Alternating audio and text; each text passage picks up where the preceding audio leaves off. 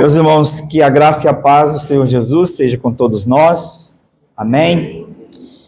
Vamos abrir a palavra do Senhor. Nós temos, durante esse ano, trabalhado sobre o tema como se deve proceder na igreja de Deus, que é coluna e baluarte da verdade. E nós estamos expondo pela manhã 1 Timóteo, e à noite, Atos. Mas hoje nós vamos parar um pouquinho com Atos, e nós vamos para a primeira carta de Paulo aos Coríntios, no capítulo 11, o texto que nós geralmente lemos no dia da ceia do Senhor, e nós vamos, então, olhar para como se deve proceder na comunhão e diante da ceia do Senhor. 1 Coríntios, capítulo 11, versos 17 a 33.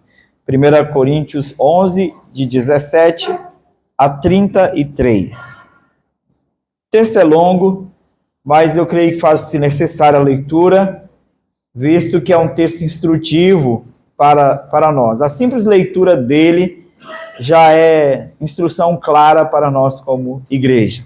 Leiamos a palavra do Senhor, que diz assim: Nisto, porém, que vos prescrevo, não vos louvo, porquanto vos ajuntais não para melhor, e sim para pior. Porque, antes de tudo, estou informado a haver divisões entre vós, quando vos reunis na igreja, e eu, em parte, o creio. Porque até mesmo importa que haja partidos entre vós, para que também os aprovados se tornem conhecidos em vosso meio. Quando, pois, vos reunis no mesmo lugar, não é a ceia do Senhor que comeis, porque ao comerdes, cada um toma antecipadamente a sua própria ceia, e há quem tenha fome, ao passo que há também quem se embriague. Não tendes, porventura, casa onde comer e beber? Ou menosprezais a igreja de Deus e envergonhais os que nada têm? Que vos direi? Louvar-vos-ei? Nisto, certamente, não vos louvo. Porque eu recebi do Senhor o que também vos entreguei.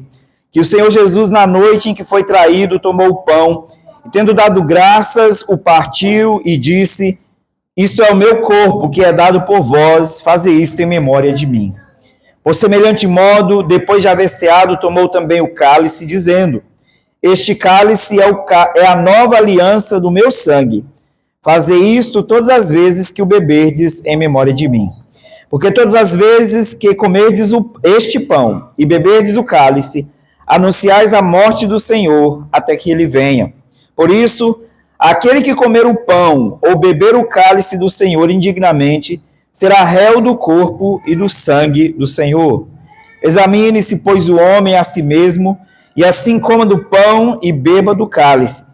Pois quem come e bebe sem discernir o corpo, come e bebe juízo para si.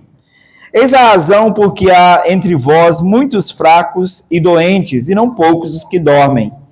Porque se nós julgássemos a nós mesmos, não seríamos julgados. Mas quando julgados, somos disciplinados pelo Senhor, para não sermos condenados com o mundo. Assim, pois, irmãos meus, quando vos reunis para comer, esperai uns pelos outros. Se alguém tem fome, coma em casa, a fim de não vos reunirdes para juízo.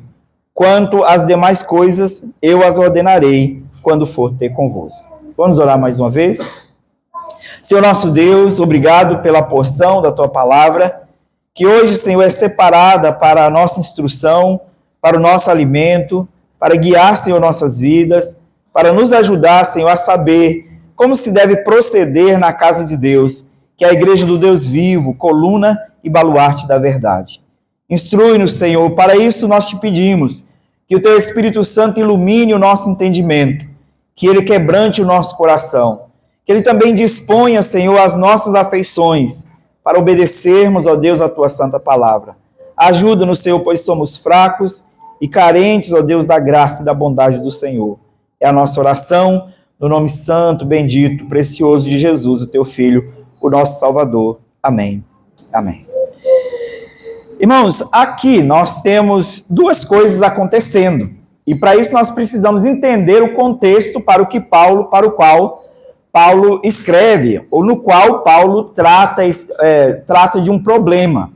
Aqui nós temos a ceia, o dia da ceia do Senhor, mas temos também algo acontecendo no mesmo dia da ceia do Senhor, que era uma refeição maior, uma refeição grande, onde as pessoas comiam até se fartar e alguns até se embriagavam, porque tomavam muito vinho naquela festividade, trazendo escândalo, trazendo também divisão dentro da igreja do Senhor. Então aqui nós temos duas coisas. Uma festa registrada pelos historiadores do primeiro século como a festa ágape, ou a celebração do amor cristão, e a ceia do Senhor, como era celebrada na igreja primitiva. A igreja frequentemente realizava uma refeição comunitária, e é bem provável que essa refeição comunitária acontecesse a cada domingo, porque é provável também que a ceia do Senhor fosse celebrada dominicalmente no primeiro século. Então, é bem provável que essa refeição acontecesse dominicalmente. Cada domingo as pessoas se reuniam para celebrar o Senhor e para comer essa refeição juntos. Era uma refeição de comunhão, uma expressão prática do amor cristão e especialmente do cuidado dos que tinham mais recursos na igreja com aqueles que não tinham condições de ter uma boa refeição no dia do Senhor. Certamente esse era o propósito. Todos deveriam trazer alimentos, mas os com mais condições deveriam sempre suprir para os necessitados. Ninguém deveria ficar sem ser servido naquela refeição. E aqui nós temos um problema que se levanta na igreja de Corinto. Os irmãos com melhores condições financeiras, que tinham as refeições mais elaboradas e em maior quantidade, traziam suas refeições, comiam antes de todo mundo e então comiam exageradamente e se embriagavam, comiam em excesso, bebiam em excesso e traziam escândalo. Dois pecados condenados pela palavra do Senhor aqui: a glutonaria e a falta de moderação, ou o vício. Aqui a embriaguez é condenada aqui nesse ato dos irmãos. Os menos favorecidos acabavam passando fome, ficando com fome, e eram, além de ficar com fome naquele dia, eles eram humilhados perante a comunidade cristã. Alguns irmãos parece que chegavam a correr para comer primeiro, e então ignorava a necessidade dos demais irmãos. Há registros, por exemplo, que em algumas ocasiões as pessoas comiam tanto e elas se retiravam e elas provocavam vômito para voltar e comer mais. Isso era escandaloso. Isso é um pecado grave e exatamente no dia do Senhor.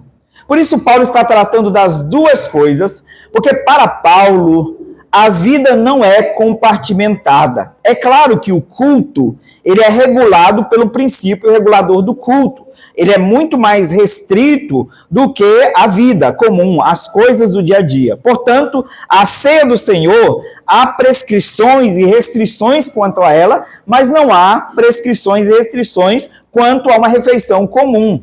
Mas ainda assim, na visão do apóstolo Paulo e a visão bíblica, é que quer comais, quer bebais, façais tudo para a glória de Deus. Logo, tudo o que a igreja fizesse naquele dia deveria ser em louvor a Deus, deveria glorificar a Deus. Então, aquelas duas refeições, a refeição comum, que era o compartilhamento de uma refeição, de alimentos, e a refeição espiritual, que era a ceia do Senhor, ambas deveriam ser feitas com espírito cristão, com coração submisso, visando a glória de Deus. E assim, nós temos um problema aqui, porque os irmãos não visavam a glória de Deus, mas visavam o seu próprio bem. Os irmãos com mais condições comiam separadamente e em excesso, os menos favorecidos, além de passarem necessidade, eram humilhados, e isso transformou algo que era bom, algo que era espiritualmente bom quando começou, quando foi instalado na igreja, para a edificação, para o conforto, para o amparo dos irmãos, isso acabou se tornando algo extremamente prejudicial, não somente socialmente, causou um problema social na igreja, mas acima de tudo, espiritualmente, porque prejudicou a edificação do corpo de Cristo. Bem, nós temos pensado, e nosso objetivo esse ano é que a nossa igreja saiba responder como nós devemos proceder na igreja de Deus em cada situação da vida. E aqui nós devemos aprender com essa igreja.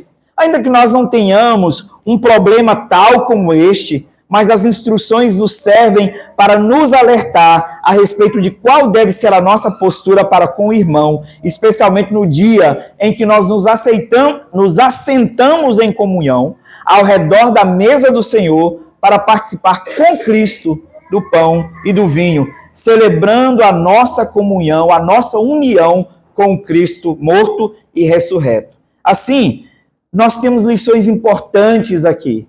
Nós temos alertas importantes ao nosso coração aqui nesse texto, para que nós possamos saber como proceder como igreja de Deus. O problema na igreja de Corinto foi tão grave e alguns historiadores, examinando o problema, perceberam que aquilo poderia ser a causa da destruição da igreja de Corinto. Um problema que iniciou parecendo ou aparentemente sendo um problema social, poderia ser a ruína espiritual da igreja de Corinto. Pastor Matthew Henry disse que o que deveria ter sido um vínculo de amor e afeição mútuos foi transformado em um instrumento de discórdia e desunião que poderia prejudicar a unidade e a paz da igreja. Por isso, é necessário tomar cuidado. Mas como nós devemos proceder com os casos que nós vimos aqui? Nós podemos olhar para o texto, então, e responder algumas perguntas. A primeira, como nós devemos proceder quando a igreja perde o sentido da comunhão cristã? Como devemos proceder quando a igreja perde o sentido da comunhão cristã? Aqui é um ponto importantíssimo para a vida da igreja.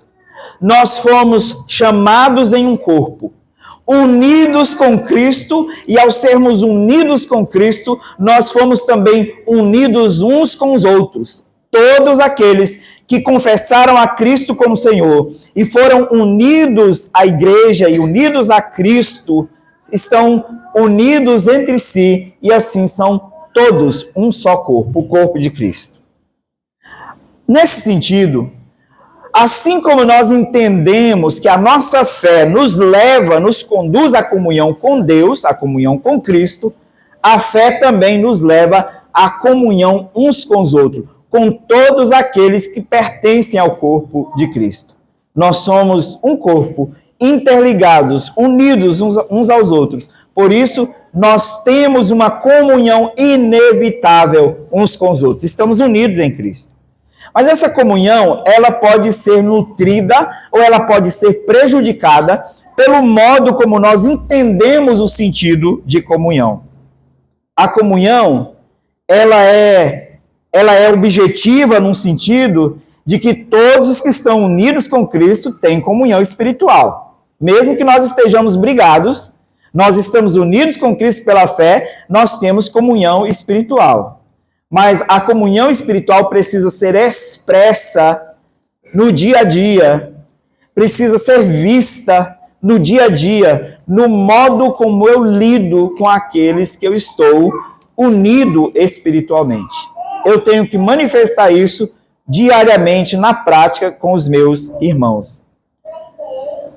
As reuniões cristãs deveriam ser momentos que produzem edificação espiritual e nutrição da comunhão. Não momentos que produzem prejuízo espiritual, divisões que fomentam desigualdade e aumentam as intrigas entre os irmãos. Não deveriam, mas era isso que estava acontecendo na igreja de Corinto, porque a igreja de Corinto perdeu o sentido da comunhão espiritual, da comunhão cristã, que deveria ser nutrida entre o povo de Deus. E Paulo escreve, do verso 17 até o verso 22, mostrando como isso era um problema sério. Primeiro ele diz: irmãos, eu vou ter que reprová-los nesse sentido. E no final do verso 17, porque quando vocês se reúnem, não é para melhor que vocês reúnem, é para pior. Não é para edificação, mas é para mal que vocês se reúnem. E aí ele descreve no verso 18 que havia divisões entre os irmãos, que havia intrigas entre os irmãos. Ele havia só ouvido falar disso, mas ele disse: eu creio que em parte isso é verdade. Certamente porque quem contou era uma pessoa confiável.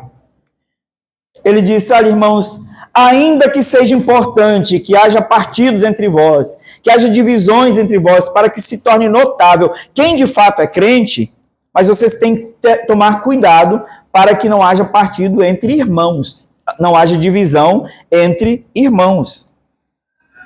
E aí ele mostra aos irmãos que havia um problema, porque eles não entenderam o sentido de comunhão espiritual. Qual é o problema? Vocês, quando se reúnem no mesmo lugar, no dia da ceia do Senhor, quando vocês comem, participam na festa ágape, dá provas, aquilo dá prova, o modo como vocês participam, dá prova de que vocês não se reúnem naquele dia para a ceia do Senhor. Vocês não estão preocupados com a comunhão com Cristo. Vocês se reúnem para cada um tomar as suas refeições, fartarem-se e ignorar aqueles que passam necessidade. E aí no verso 21, o problema é claramente descrito pelo apóstolo Paulo. Porque ao comerdes, cada um toma antecipadamente a sua própria ceia. E há quem tenha fome, ao passo de que há também quem se embriague. Então, havia pessoas passando necessidade na igreja, enquanto outros se fartavam. Num dia, numa festa que era feita, que era estabelecida, especialmente para que os irmãos que não tinham condições de ter uma boa refeição no dia do Senhor, pudessem comer uma boa refeição naquela semana. Pelo menos, talvez uma vez por semana, naquele dia do Senhor. E os demais irmãos estavam ignorando essas necessidades. Assim, Paulo está dizendo que eles não entenderam o sentido da comunhão espiritual. Porque quem entende o sentido da comunhão espiritual com Cristo e com aqueles que Cristo salvou, entende que as minhas necessidades são as necessidades do meu irmão e vice-versa. E assim como eu me preocupo comigo, eu preocupo também com o outro. Assim como eu me atento para cuidar de mim, eu atento para cuidar do outro também. O segundo grande mandamento, o resumo da segunda tábua da lei é: amarás o teu próximo como a ti mesmo. Nós nos amamos, ninguém precisa ensinar-nos a amar a nós mesmos. Ainda que a psicologia tenha feito esse apelo, que você precisa aprender a amar a si mesmo para conseguir amar aos outros. Estão confundindo gostar de imagem pessoal com amar a si mesmo. Não, todo mundo ama a si mesmo. Todo mundo ama a si mesmo. O problema é que nós nos amamos demais. As Escrituras nos ensinam a não amarmos a nós mesmos. Ela ensina a amar menos a nós mesmos e mais ao Senhor e ao nosso próximo, porque o nosso amor é todo autocentrado. E se nós não conseguirmos tirar o foco de nós e colocar no nosso próximo por amor a Cristo, nós não estamos compreendendo o sentido de comunhão espiritual promovida por Cristo na igreja. A comunhão exige amor. E participar na ceia do Senhor exige amor prático. Dizer que eu posso comer o pão e beber o cálice em comunhão com meu irmão que está sentado do meu lado, tem que dizer também, tem que ser confirmado pela minha disposição de cuidar deste irmão e de nutrir comunhão espiritual com esse irmão. Eu não posso estar intrigado com meu irmão, de mal com meu irmão, ou tratando meu irmão com desprezo, e na hora da ceia me assentar com o Senhor e comer como se tivesse tudo bem entre nós. Por isso Paulo diz, quando vocês se ajuntam, não é a ceia do Senhor que vocês comem. Porque se vocês estivessem comendo a ceia do Senhor, o comer a ceia do Senhor faria com que vocês mudassem de postura em relação à refeição comum na festa ágape. O comer, quando vocês se lembrassem que comer a ceia do Senhor é partir o mesmo pão e o mesmo cálice, porque todos nós somos um em Cristo, eu ia lembrar de pegar um pedaço a menos de carne, porque o meu irmão não pegou ainda. Eu ia lembrar de encher menos o meu prato, porque o meu irmão não foi servido ainda. Eu iria lembrar de pegar menos daquela coisa que todos os irmãos gostam, porque eu sei que os meus irmãos não foram servidos ainda. Eu vou pegar menos para que o outro possa ser servido. A ceia exige amor prático. E se nós comemos na mesa do Senhor, mas não sabemos dividir, nós dividimos o pão e o cálice na mesa do Senhor, mas não sabemos dividir a refeição na mesa comum, nós não entendemos o que isso aqui significa. Nós não entendemos as implicações da comunhão espiritual que há em estarmos unidos com Cristo e quais os compromissos que isso deve suscitar em nosso coração. De preocupação, cuidado, zelo, amor sacrificial pelos nossos irmãos.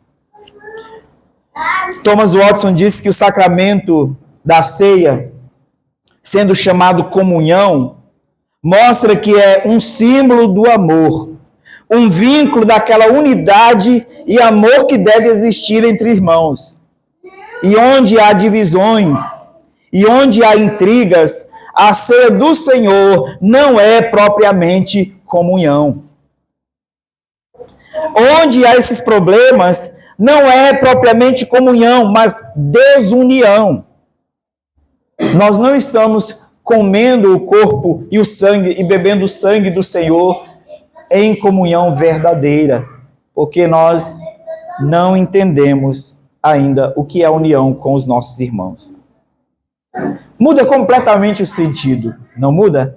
Quando nós compreendemos que tanto a minha forma de sentar à mesa e dividir a minha comida com os meus irmãos influencia o meu modo de ver a mesa do Senhor, quanto o significado da mesa do Senhor vai influenciar o meu modo de dividir o pão, de dividir o bolo, de dividir a torta, de dividir o salgadinho com o meu irmão. E eu acho que hoje é um dia propício para isso, né? Porque hoje nós vamos ter duas refeições.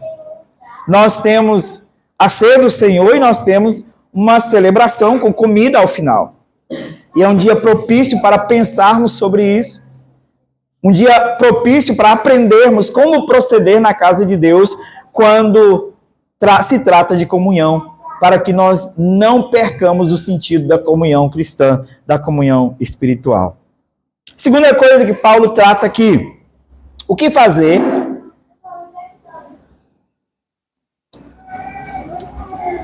como proceder quando a igreja esquece o centro, que é Cristo crucificado, simbolizado ou aqui no pão e no vinho. A ceia foi instituída pelo Senhor. E o apóstolo Paulo, a partir do verso 23, diz: porque eu recebi do Senhor o que também vos entreguei. O que eu recebi, eu entrego a vocês. E a ceia é isso, que o Senhor Jesus, na noite em que foi traído, tomou um pão e um cálice e deu aos seus discípulos. Ao tomar o pão, ele disse: esse pão é o meu corpo que é dado por vós. Fazei isso todas as vezes que o comerdes em memória de mim. Depois tomou um cálice e disse: este cálice é o meu sangue, o sangue da nova aliança, que é derramado em favor de muitos para a remissão de pecados. Fazei isso todas as vezes que o beberdes em memória de mim. Ao tomar o pão e o cálice em suas mãos, você deve lembrar o que este rito tão simples, tão pequeno aos olhos humanos, significa para a fé cristã. Um pedaço de pão que eu tive que pedir os diáconos para aumentar, porque não estava dando nem para mastigar, né? De tão pequeno que é. Um pedaço de pão muito pequeno. Um cálice de vinho desse tamanho. Num rito tão simples, em que nós oramos, cantamos ao Senhor e comemos um pão, mastigamos um pedaço de pão e bebemos uma dose pequena de vinho. Mas esse rito, meus irmãos, tão simples, tão despretensioso, é tão importante para a vida da igreja e tão marcante para a vida da igreja, que Jesus dá instruções tão preciosas a respeito através do apóstolo Paulo, que se nós não seguirmos essas instruções, nós colocamos em risco a nossa própria vida. Nós nos submetemos a julgamento se nós não observarmos corretamente a forma de sentar à mesa do Senhor e comer o pão e beber o cálice. A ceia do Senhor, instituída pelo Senhor, o pão e o cálice, são dedos apontados para o sacrifício de Cristo. São setas apontando para o sacrifício de Cristo. São sinais visíveis da obra de Jesus na cruz por nós. Os únicos sinais visíveis que o Senhor deixou, juntamente com a água do batismo, para que nós pudéssemos ter esses sinais visíveis, lembrando-nos da nossa redenção, da obra de Cristo em nosso favor. Logo, Cristo crucificado é o centro da comunhão. E se nós esquecemos do Cristo sacrificado, do Cristo crucificado, do Cristo sepultado e ressurreto ao terceiro dia, nós perdemos tudo da comunhão. O Cristo que deu a vida na morte, deu a vida na cruz, deu a vida por causa dos seus. Ele, como o pão vivo que desceu dos céus, se entregou à morte para que nós que estávamos famintos espiritualmente, morrendo espiritualmente de fome, fôssemos alimentados e pudéssemos ter vida. O Cristo, que é o centro da ceia, cingiu-se com uma toalha e serviu. O Cristo, que é Senhor, se colocou no lugar de servo para cuidar dos seus.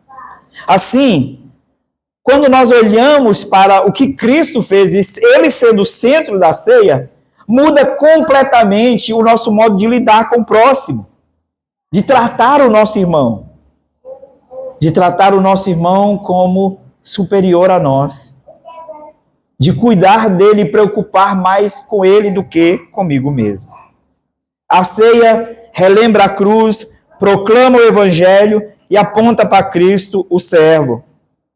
E nos ajuda a ter aquela lembrança perpétua da comunhão que é dada somente por ele e por sua obra.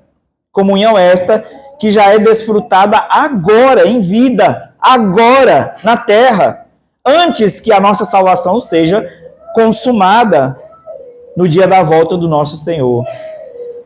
Por isso, participar na mesa do Senhor influencia tanto a nossa vida comum, o nosso dia a dia.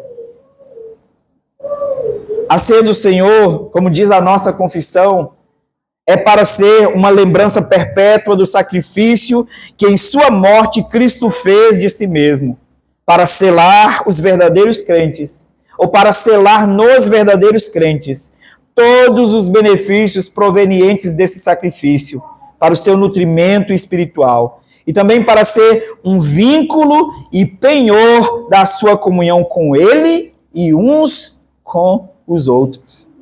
Logo, a ceia não é sobre mim e Cristo, é sobre nós e Cristo. Eu não como a ceia do Senhor sozinho. Eu como a ceia do Senhor de mãos dadas com meu irmão, em comunhão com meu irmão, celebrando junto a mesma salvação, nutrindo a mesma fé e a mesma esperança. A ceia não é sobre mim e Cristo, é sobre nós. É sobre nós e o nosso Senhor que nos salvou. A ceia é centrada na obra de Cristo, não na minha particularidade, não na experiência humana. Assim também disse Thomas Watson, que a ceia do Senhor é o mais espiritual e doce mandamento já instituído. No sacramento, pela fé, nós tocamos Cristo. É um sermão visível, no qual Cristo crucificado é colocado diante de nós. E nós juntos podemos vislumbramos a glória desse Cristo. É algo tão simples, mas que pode ser tão marcante para a nossa vida. O que nós devemos fazer se Cristo está sendo tirado do centro da ceia? Se Cristo sair disso aqui, meus irmãos, pega e joga fora. Porque não serve de mais nada. Porque esse pedacinho de pão e esse cálice de vinho não vai dar nem para alterar a sua glicose. Nem para isso. Se Cristo não estiver no centro desta celebração, não faz sentido nenhum. Por isso nós precisamos saber o que fazer se nós estivermos tirando Cristo do centro da ceia. Nós devemos voltar e considerar esses princípios estabelecidos. Fazei assim, sigam assim, deste modo, porque é assim que vocês devem comer o pão e beber o cálice. Terceiro, o apóstolo Paulo nos ensina também o que fazer ou como proceder quando a igreja participa sem discernimento espiritual. A partir do versículo 27 a 29, ele diz: por isso, aquele que comer o pão ou beber o cálice do Senhor indignamente, será réu do corpo e do sangue do Senhor. Examine-se, pois, o homem a si mesmo, e assim coma do pão e beba do cálice. Pois quem come e bebe sem discernir o corpo, come e bebe juízo para si. Participar indignamente é tratar como comum aquilo que é santo. E a igreja de Corinto chegou nesse ponto, porque no dia da ceia do Senhor tinha aquela primeira refeição. Aquela refeição que eles comiam juntos, celebravam juntos a comunhão cristã. E porque eles não consideravam a mesa do Senhor, porque eles não tinham discernimento, eles então comiam desesperadamente a refeição que era servida naquele dia da ceia do Senhor, sem considerar os outros. Porque Paulo está dizendo, come discernindo o corpo. Em primeiro lugar, discernir o corpo significa discernir o corpo da minha fé. Quem é ou qual é o corpo da minha fé? Cristo é o corpo da minha fé.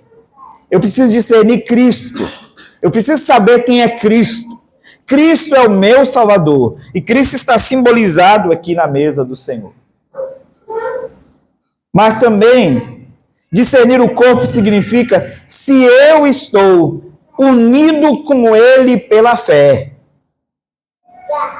E se eu estou unido com Ele pela fé, e eu participo nessa mesa porque eu estou unido com Ele pela fé, isso significa que também eu estou unido com cada um dos meus irmãos que também estão unidos com Ele pela fé. Se eu sei discernir quem é Cristo, o corpo da fé dos crentes, eu também entendo que cada crente é parte dele, que cada crente é parte do seu corpo, que ele é a cabeça. Assim, eu não como o pão e bebo o cálice de forma individual, de forma particular, mas eu como e bebo em comunhão com os meus irmãos. Há uma necessidade de autoexame em nosso coração. E aqui Paulo coloca que havia uma necessidade urgente dos irmãos, porque o modo como eles se comportavam ao redor da mesa da refeição ágape mostrava que os seus corações estavam tomados de pecados, que eles não conseguiram compreender que eles estavam pecando uns contra os outros, e ao pecarem uns contra os outros, pecavam contra o Cristo simbolizado na mesa do Senhor. Portanto, eles nem poderiam comer o pão e beber o cálice, Se você não sabe dividir o seu arroz com feijão com o seu irmão, você não está apto para dividir o pão e o vinho na mesa do Senhor. Se você não sabe dividir o pão na sua mesa com o seu irmão, você é egoísta, e você sabe que o seu irmão passa necessidade, aquele mesmo irmão que está unido com Cristo pela fé, assim como você está, e você sabe que ele passa necessidade, e você deixa ele passar necessidade, você não está apto para dividir o cálice e o pão com ele na mesa do Senhor. Porque isso aqui é sobre estar unido espiritualmente com Cristo e com todos aqueles que Cristo salvou. A mesa do Senhor é sobre isso, sobre a nossa união espiritual, sobre a nossa comunhão espiritual com Cristo e com seu povo. É uma refeição pactual, que é símbolo da nossa aliança com o Senhor. E se nós não comemos com esse sentido de aliança, nós não temos discernimento espiritual. Nós precisamos nos arrepender. Participar sem discernir o corpo significa que nós não entendemos o Cristo que está representado ali pelo pão e pelo vinho, e nós não entendemos a igreja como corpo de Cristo também. Quando nós entendemos que Cristo, ali está a representação do corpo e do sangue de Cristo, mas que também a igreja é o corpo de Cristo, então nós estamos aptos para participar, sabendo de fato o que é participar na mesa do Senhor. Participar com fé verdadeira, com arrependimento genuíno, com reverência, mas acima de tudo com amor por Cristo e pela igreja. É assim que nós devemos participar da ceia. Mais uma vez citando Thomas Watson, ele disse que Cristo deu o sacramento da ceia principalmente aos que eram crentes. Aqueles que vêm sem fé, saem sem fruto. Se você se aproxima da mesa sem fé, você sai sem nenhum fruto. E aqui nós poderíamos aplicar, estender isso ao amor também. Se você vem à mesa sem amor, você também sai sem fruto. Você não é edificado. Nós devemos exercer os atos vigorosos da fé nessa ordenança, disse Thomas Watson. E da mesma forma também podemos dizer que devemos exercer os atos vigorosos do amor ao virmos à mesa do Senhor, comendo o pão e bebendo o cálice. Como proceder quando falta discernimento espiritual? Nós devemos examinar os nossos corações e nos consertar perante o Senhor. E assim comer o pão e beber o cálice da forma correta. Também Paulo trata aqui de como a igreja deve proceder quando Deus disciplina a sua própria igreja por não saber participar na mesa do Senhor. Nós sabemos que a disciplina divina para o crente, ela é corretiva. Ela não é condenatória, ela não é punitiva. É correção para o bem do povo de Deus. É correção para os salvos. Mas Deus disciplina duramente os seus filhos quando eles estão fugindo daquilo que foi estabelecido por ele. Deus disciplina os seus filhos porque Deus disciplina a igreja porque ele trata a igreja como filhos. E Deus disciplinará cada vez que for necessário disciplinar. E se nós comermos de forma leviana e irresponsável a ceia do Senhor, o Senhor nos disciplinará. E aqui é tão sério que Paulo fala de ímpios que se achegam à mesa do Senhor e que eles comeram sem discernir o corpo e sem examinar a si mesmos, sem discernir o corpo de Cristo, e que eles comeram juízo para si, tornando-se réus do corpo de Cristo. E então, Paulo diz que, por causa dessa postura, havia entre os irmãos muitos os que dormiam. Muitos morreram por causa dessa irreverência perante a mesa do Senhor.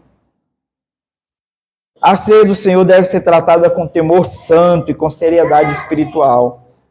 É só um pedacinho de pão, é só um cálicezinho de vinho. Mas ao mesmo tempo que eu digo, é só isso, eu digo, não é só isso. Se você compreende o significado e o peso espiritual disso aqui, você sabe que não é só isso. É uma ordenança do nosso Senhor, que nós fazemos por obediência a Ele enquanto Ele não voltar, até que Ele venha. Nós comeremos o pão e beberemos o cálice, mas com a devida seriedade, corrigindo os nossos corações, corrigindo as desordens na igreja. Como disse John Owen, a correção das desordens na ceia do Senhor contém a principal regra para a comunhão da igreja, especialmente isso que Paulo fez aqui, para a administração do sacramento que temos em toda a Escritura, de forma correta, de forma santa, de forma bíblica. Por isso, como a igreja deve proceder quando ela sofrer disciplina? Se arrependa. Se arrependa e volte a tratar a mesa do Senhor com a devida seriedade. E volte a tratar a ceia do Senhor com a devida seriedade. A igreja do Senhor foi chamada a atenção diversas vezes por tratar as coisas santas de modo leviano. No Antigo Testamento, diversas vezes, Israel foi confrontado por tratar o que é santo de modo leviano. E talvez por ser um rito comum, corriqueiro e com elementos do nosso dia a dia, você tenha começado a tratar o que é santo de modo comum. Mas não é. É um momento de nutrição da nossa fé. Quando nós comemos, nós recebemos visivelmente o selo, a lembrança de que nós fomos salvos pela graça do Senhor. Ele é um sinal visível da graça invisível que opera em nosso coração. Ele é um selo da obra de Cristo em nosso coração. Por último, como a igreja deve proceder na prática em relação às outras coisas da vida que estão ligadas à comunhão?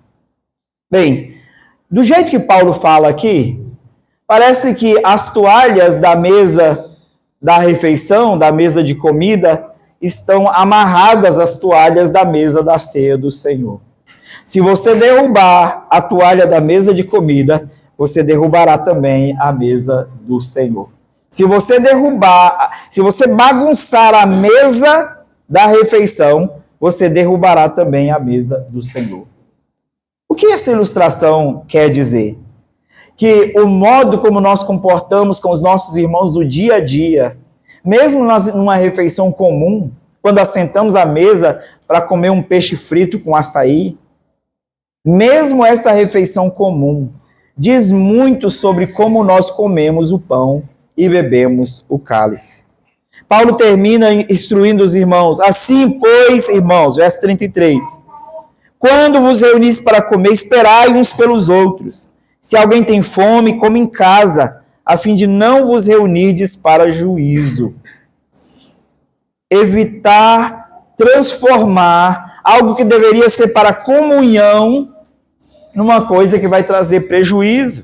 Também evitar transformar a ceia do Senhor numa refeição comum e tratá-la de forma leviana. Além de sermos chamados para manter a ordem no culto, especialmente com relação ao sacramento da ceia, nós somos chamados para manter a ordem à mesa, enquanto nós comemos e dividimos e partilhamos o pão. Pode ser uma bolacha, um pacote de bolacha creme cracker, mas que nós façamos isso considerando a necessidade do outro, considerando o nosso amor pelo nosso irmão. A comunhão cristã deve refletir amor, deve refletir ordem e deve refletir santidade. E a igreja de Corinto não estava refletindo isso. Não havia amor pelos irmãos porque eles comiam às pressas para terminar primeiro e ter mais vantagem do que os outros. Não havia ordem porque eles comiam desordenadamente, se empanturravam e até se embriagavam enquanto havia irmãos necessitados na igreja. Não havia santidade porque havia falta de moderação, glutonaria e embriaguez, coisas que são condenadas pela palavra do Senhor. A comunhão cristã deve refletir esses princípios E se nós não estamos refletindo esses princípios salutares da vida cristã, nós estamos pecando. Mais uma vez, Thomas Watson disse o seguinte: sendo chamada mesa do Senhor, isso mostra com que reverência e devoção solene devemos nos aproximar desses santos mistérios. Mas aí tem uma implicação disso aqui. Porque é mesa do Senhor e é santa. Essa mesa também deve impulsionar a minha santidade no dia a dia. Ela deve ajudar a moldar, juntamente com o instrumento da palavra de Deus, a moldar o meu modo de viver no dia a dia.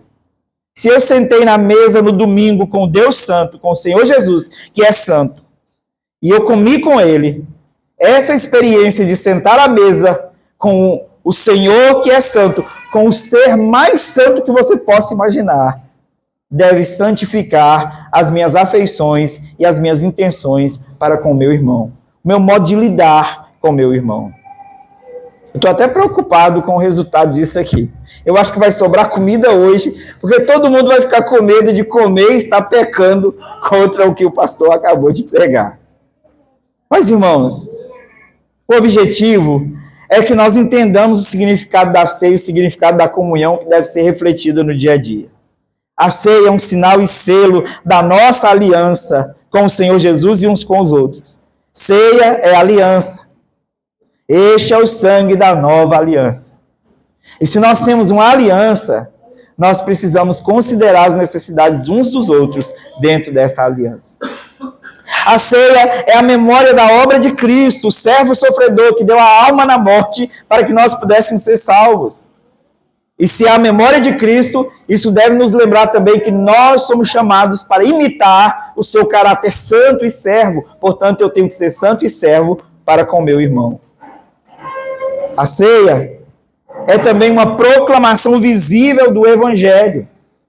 E se a ceia está proclamando o Evangelho da graça, que faz com que um Deus santo se importe com pecadores, nós devemos também lembrar que nós devemos ser graciosos com aqueles que estão ao nosso redor. A ceia também significa comunhão com Cristo e com a igreja. E se eu se eu afirmo estar em comunhão com Cristo ao comer o pão e beber o cálice, eu tenho que refletir isso também na comunhão com os meus irmãos. Eu tenho que dizer com as minhas ações que eu de fato tenho comunhão com Cristo, quando eu tenho comunhão também com os meus irmãos. Irmãos, o que eu quero que os irmãos saiam, levem daqui hoje, é que, para Deus, não há distinção da vida na mesa e da vida fora da mesa. A vida na mesa tem que ser para a glória de Cristo e a vida fora da mesa também tem que ser para a glória de Cristo. A vida fora da mesa, que é mais comum e mais corriqueira do que esta experiência aqui, deve refletir a vida que foi celebrada nessa mesa, na mesa do Senhor. Deve refletir unidade, deve refletir cuidado, deve refletir comunhão entre os irmãos, deve refletir um vínculo com o nosso Salvador, aquele que nos salvou juntos, nos salvou como um corpo. Nós todos estamos unidos no mesmo corpo pela mesma salvação. Desse modo, a ceia nos chama a viver diariamente o amor e a comunhão que recebemos com Cristo. E se a ceia do Senhor não influenciar o meu modo de sentar à mesa com os meus irmãos e comer uma refeição comum, então eu não entendi nada sobre a comunhão com Cristo, sobre a ceia do Senhor. Que Deus nos abençoe e nos ajude para que nós possamos aplicar essas verdades ao nosso coração. Oremos. Senhor nosso Deus,